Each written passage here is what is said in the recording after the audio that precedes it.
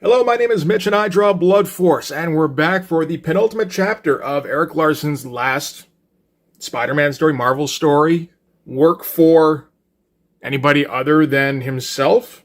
This is Revenge of the Sinister Six, Part 5. And before we get into it, if you enjoy the channel, if you want to support me as an artist, what you can do is in the description there's a couple of links. One takes you to my Patreon, you can subscribe there. The other would take you to my Instagram, and commissions are now open there. But let's get to the issue itself. So, starting off, that's a pretty good cover. That's a bit better than what Erik Larsen's been able to manage to this point. Now, again, everything with this series, I feel like, is becoming, you gotta take with a grain of salt. And I didn't remember this at all when I decided to start doing this. So it is interesting that it has popped up. I just remembered it as being the best artwork Erik Larsen had been able to produce for Marvel. Which makes sense. It's the last artwork he was able to produce for Marvel.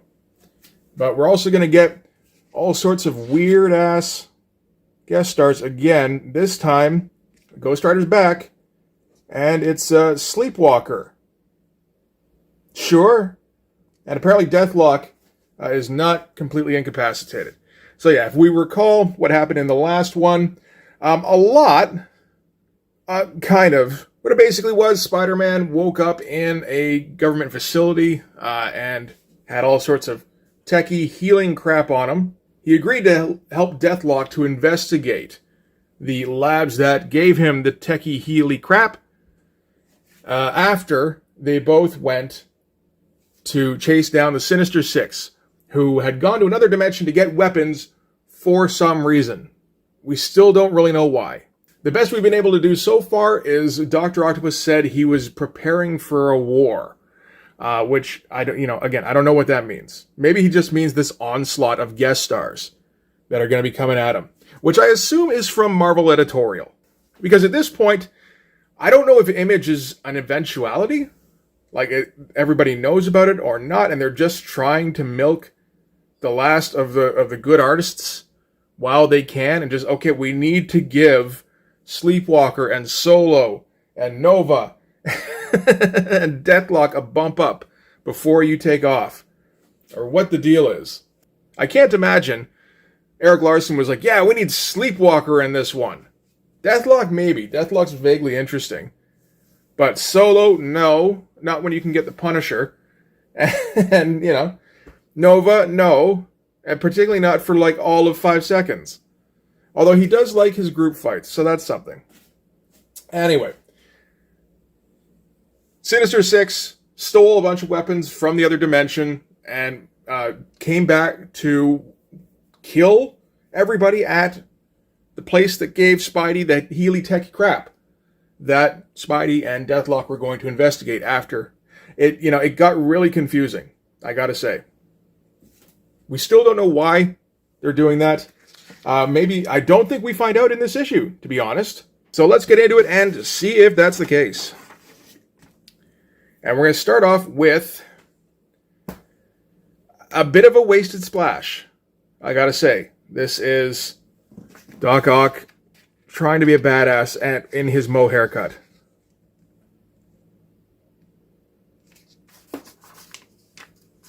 And what it seems to be is that the Sinister Six are bucking under his command, his leadership. Or at the very least, Vulture is, anyway. Electro's trying to calm him down and try and be like, yo, we're doing okay under Ock here. Which makes Vulture suspicious because Electro was all about killing Ock before. And if we recall, Electro was actually hired by Dr. Octopus to bring everybody together to face him so that they could just reform the Sinister Six. So we cut from marital drama in the Sinister Six to, to Spider-Man waking up at home with the weird cyborg cast on. And Mary Jane seems to be pretty cool about Peter having passed out in the bathroom without saying anything to her with a cyborg cast on and a pirate eye and his suit all just stapled together. And this page is just to give a quick rundown to Mary Jane about what's been happening the last couple of issues. And again, Peter is kind of ultra hairy. I mean, like, chest hair aside, just he's got one of those beards where it's like, dude, you have a full beard in 3 days. I can tell. And we cut back again to drama within the Sinister Six with the Vulture just constantly. I don't mind this where they have like different perspectives. Like obviously, Electro's going to back up Dr. Octopus. Dr. Octopus is going to play the big leader. Vulture's going to, and I like Vulture bucking against that. And Mysterio just like, okay, let's just everybody calm down, and we're just going to try and, accomplish our goal, and then I'll betray you all. I have to say, Erik Larsen does an interesting Vulture where he looks extra decrepit. And of course, Hobgoblin is in the background just shooting everything. And in the meantime, Mary Jane is sewing Peter a new costume, which is nice of her. And we actually get a little bit of Erik Larsen commentary regarding the costume. Because Peter's like, don't make the eyes too small. And she's like, man, those eyes look ridiculous. She actually says it makes you look like Felix the Cat, which is just a bit of a nudge at Todd. And say, I'm not trying to be like all macho and shit. I'm friendly neighborhood Spider-Man. And I like the bit here. The big red spider goes in the back. Yeah, I know. There is the odd bit that is genuinely funny. All this stuff, though, is, again, it's an unnecessary page, except for, I guess, putting a bit of space in between their last fight and their next fight. And yeah, cut back again to the Sinister Six. And Hobgoblin is just shooting up everything and talking a bunch of I am the chosen one shit, which is concerning Electro a little bit. And they bring up their new partner from the other dimension. And Hobgoblin's like, how come he doesn't want to practice with us? Is he too big for this kind of thing? And Dr. Octopus says, yes, actually. So we do have, at least he does have something else up his sleeve. And cut back again to the home life of Peter Parker and Mary Jane. And Peter Parker does not like Guns N' Roses because it's 1991 and Peter is a square, if we recall. So we find out what kind of music Peter Parker likes. It's Elvis Costello, Elton John, Dave Edmunds, sounds a little familiar. Nick Lowe does not. And so yeah, he's into dad music even in 1992.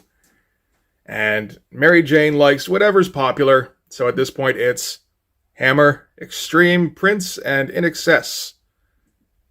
And Peter brings up the Fine Young Cannibals, because I guess that was her favorite for a little while, and she's over them. Oh, of course you are. And we're getting the end of the page with Mary Jane saying how she got the part for the Frankenheimer movie. And cut back again to the Sinister Six, where they're preparing to leave with their new alien weapons. So, what we get here is that Hydra has set up a satellite control center in Manhattan from which they're controlling most of their space toys. Okay? They've got enough firepower orbiting this planet that they can blow it up 20 times. Once we overpower their base, our battle is as good as won.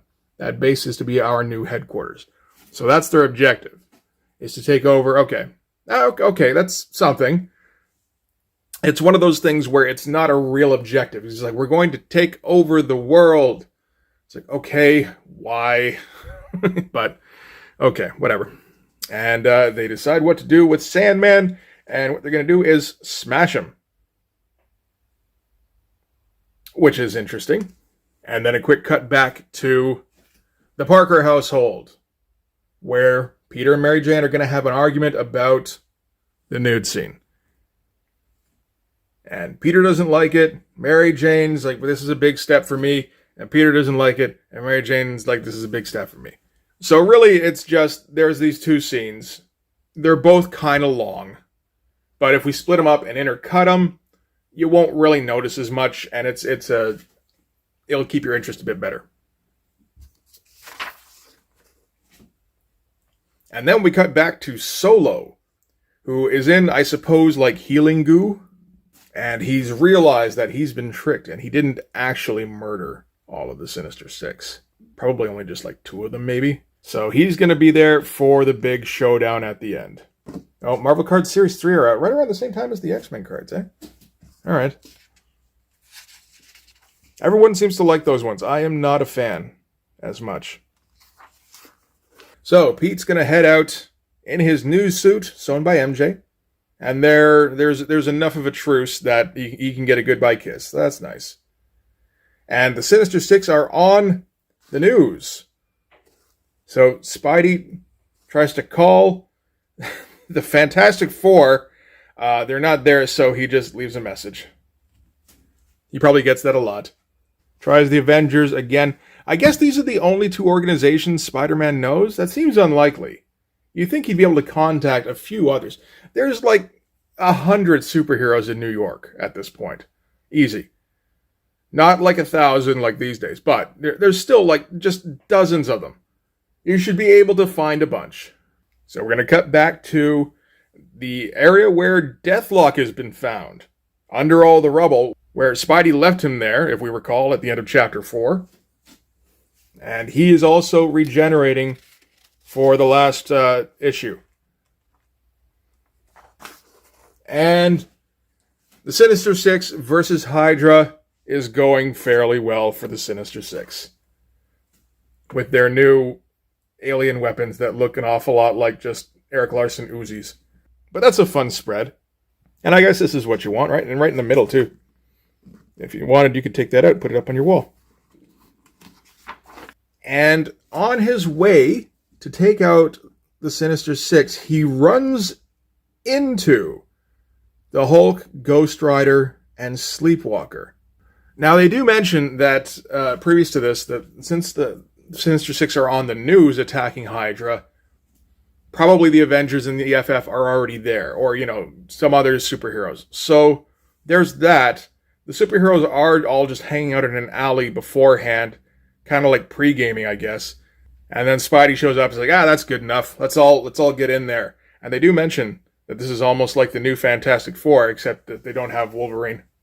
I don't see why he can't have Wolverine. He's in every other comic. Why not? And the heroes bust in for a pretty cool action shot here. I feel like I tried to copy this one. This particular shot of the Hulk. And I'm going to think we're going to get some big panels going forward. Yep. Not bad.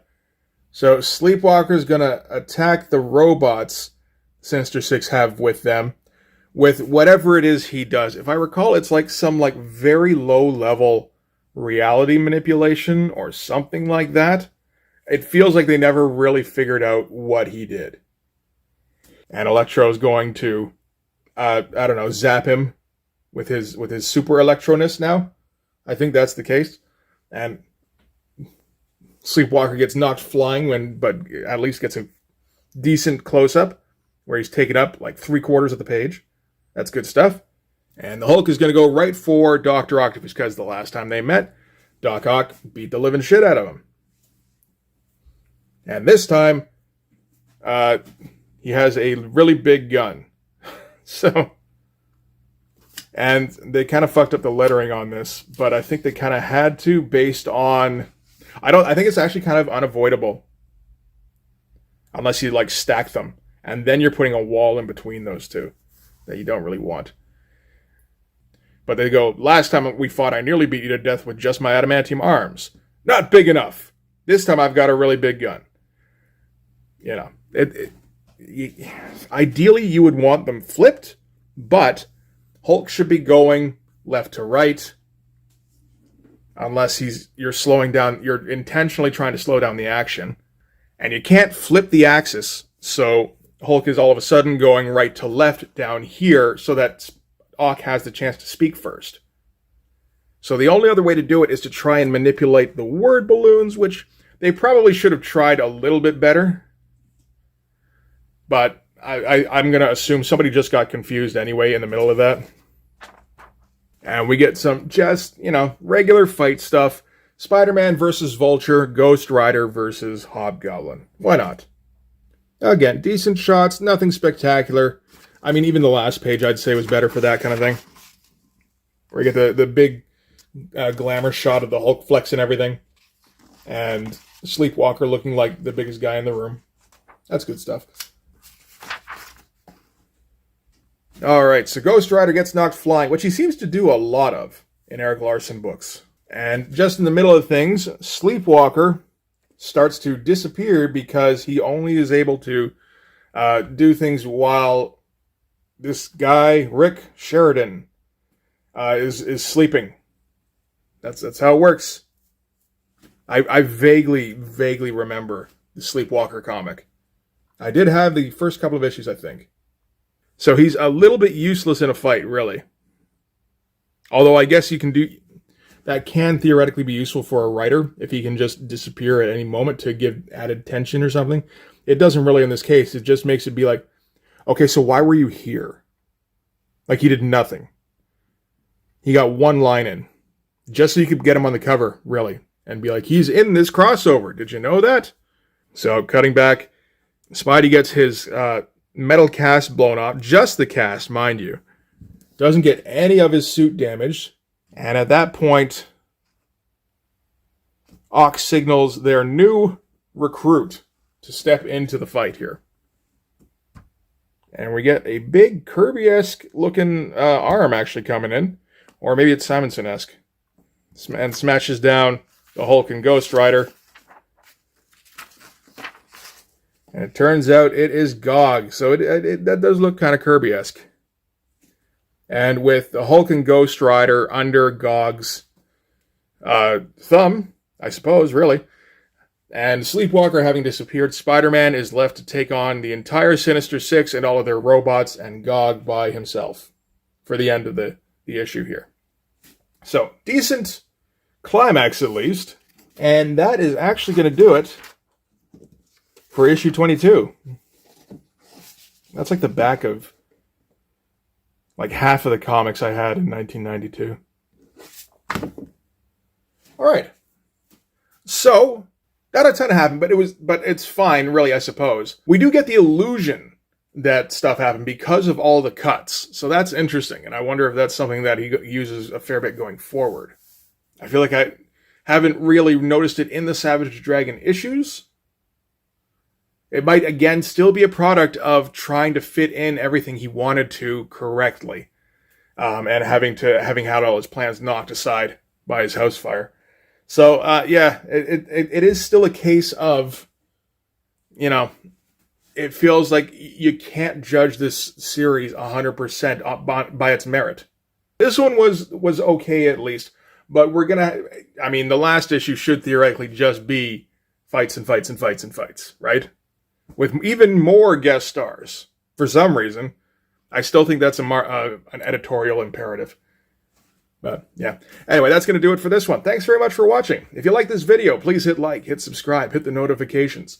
Go subscribe on Patreon, then go over to my Instagram and order some commissions. Multiple commissions. I will draw you many multiple things, and then you will have happiness. And that is how that works transactionally.